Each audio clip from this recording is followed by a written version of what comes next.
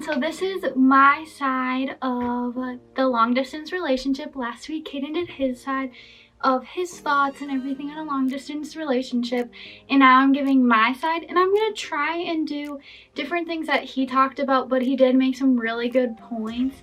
But my first point would be for a long distance relationship to clearly communicate, because if you're not clearly communicating, I don't know how you could make the relationship work. So I guess like something Caden and I do is like we have specific days we call each other, and like setting time to call each other. Like yes, there's like random calls in the middle of the day that like we don't plan, but it's good to have that time to plan when you're gonna talk to each other and see each other. And we plan our weekends to go home, and sometimes we surprise each other. Like last weekend Caden actually came to surprise me, and it was great, and we didn't end up filming because it was just like we don't see each other all the time, and it was nice just to hang out for the day and not have to worry about vlogging or filming and everything like that. But yeah, he did come to surprise me, which was awesome because of course I was missing him. And yeah, so setting that time to call each other, meet up with each other, just to keep in touch and clearly communicate what you're doing. And along with communication, I would say know each other's schedule.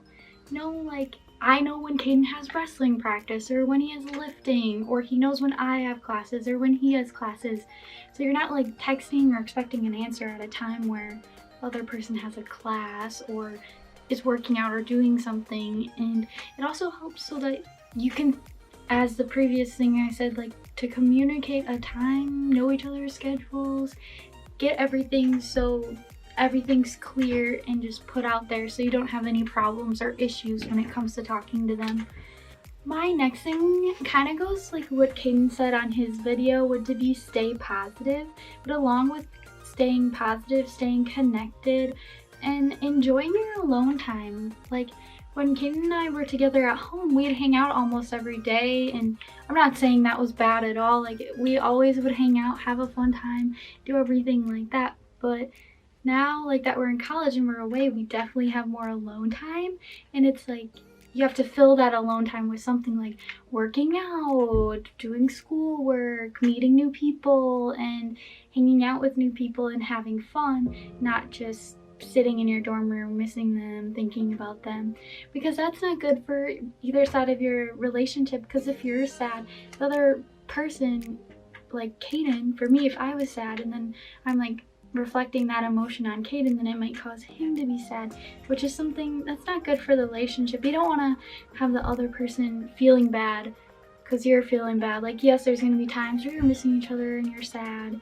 but not a constant that way. So you got to keep yourself busy to kind of distract yourself a little bit from missing them all the time. But yeah. The next thing is, Caden also touched on this, but would be writing letters.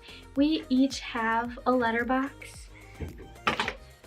So this is my letterbox that I keep here, and we put our letters in it, and those will be something nice to look back on. And honestly, when I'm having a bad day or something like that, or I'm just missing him a lot, I can go and read those letters. Like you can also go back and look at your Snapchat memories and read old texts and everything like that, but those letters are just something physical, and even to me more like sentimental and more value than a text message or a Snapchat would, just because we do that every day. It's like a daily life now to use technology, so a letter is just something different. Yeah, overall, just clearly communicate with the other person, know their schedule, stay positive, enjoy your alone time, and do things that you wouldn't normally do, whether that's doing something with them or without the person you're dating, because it's your time in college or your time in high school or whatever point in your life you're doing long distance, to just live and honestly look forward to in a few years or few months or however close you are to just being able to live together. So yeah, those were my tips on long distance, and make sure to also look at Caden's video if you haven't watched that already on his tips on long distance. So bye guys, thanks for watching.